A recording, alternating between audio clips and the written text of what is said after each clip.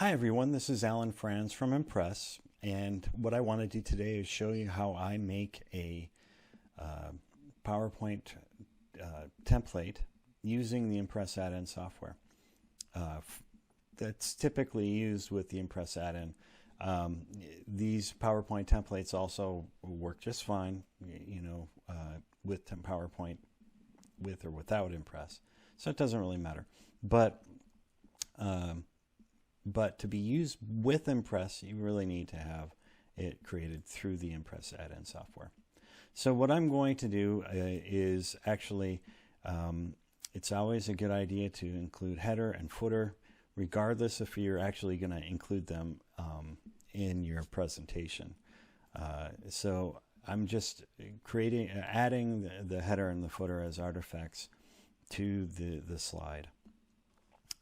And we're going to get rid of that text because the footer text as well as the header text, because for the purposes of this particular template, we're not going to be using them. So what I want to do is basically select the header box, and I'm going to right-click on the header box and format that shape and take the fill out. And I'm going to do the same thing with the footer box, and because I'm having a hard time selecting the footer box, I'm going to go to the selection pane and select the footer box, and then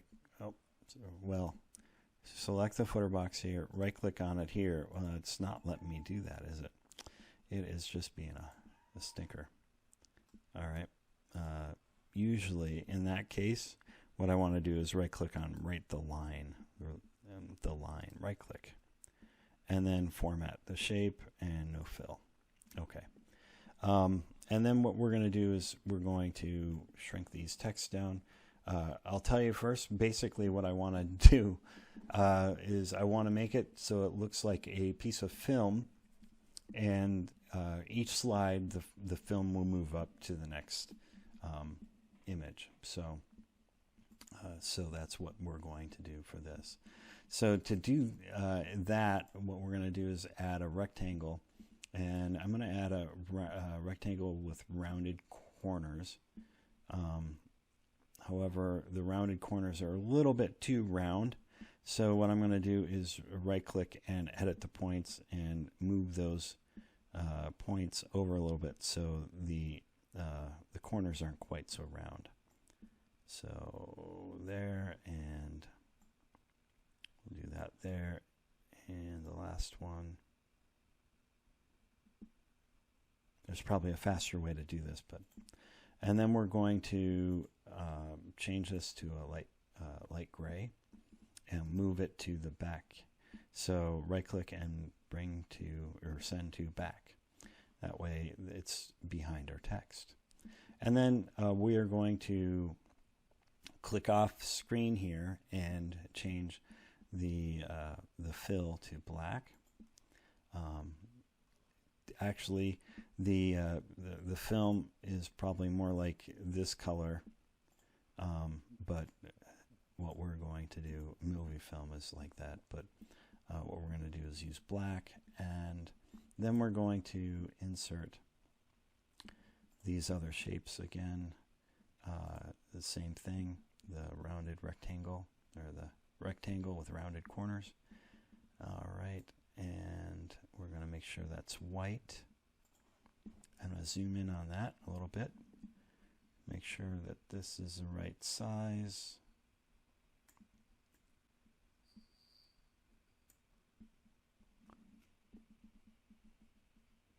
Yeah, I think that's pretty good. Okay. And then we're going to duplicate this, and I'm bringing that first duplicate down to the bottom. Make sure it's lined up, and it looks good. We're going to duplicate this top one again and move it right about there, and start duplicating it all the way down. Let's see. That's not too bad. Basically, I want to make sure that it's equidistant between each one of these holes for the most part. So I'm going to do that. I'm going to just tweak it a little bit. Not too bad. Okay. And then we're going to make sure that all of these are lined up on the left side properly. And I do that by going over here. And I just know that that's 0.2 inches or roughly 0.2. And I'm going to control, and they're all selected. So I'm going to control G. Control G, this will, they're not all selected now. Control G will group them together. So, and I'm going to duplicate with the Control D and move it to the other side so we have that film look. All right, so that is our slide. And then our transition will be the push. So it actually looks like film moving up. And I believe that's pretty much it, except now, the only thing is we want to make sure by default the text is going to go up to the very top and go to the very bottom. It'll flow from the very top to the bottom.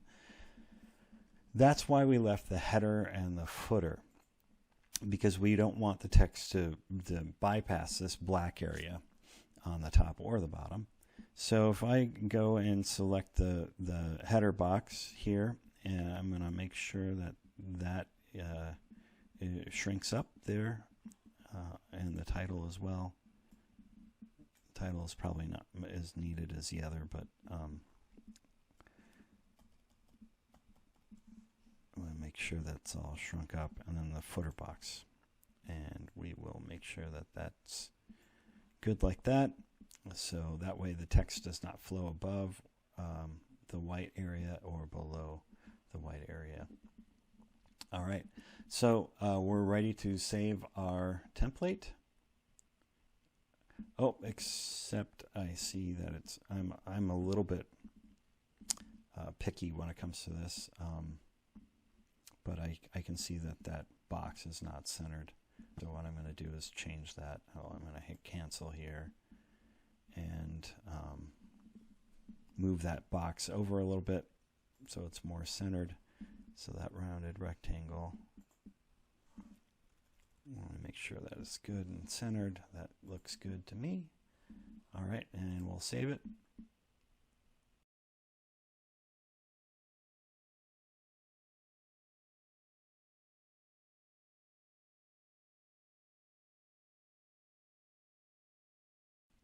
And what we'll do now is test it out. So just saving that, and we're going to hit the transfer button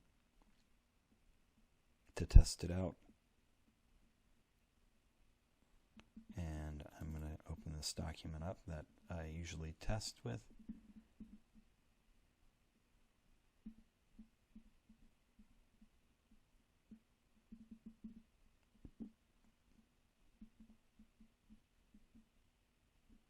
My computer's really slow today, so bear with me a little bit. Usually this goes a lot faster.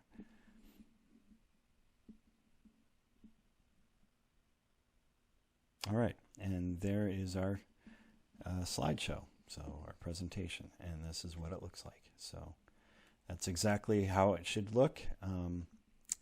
So thank you so much for watching. I hope this gives you a good idea of how to start creating your own unique templates for PowerPoint, and in this case, using the ImPPres add-in software.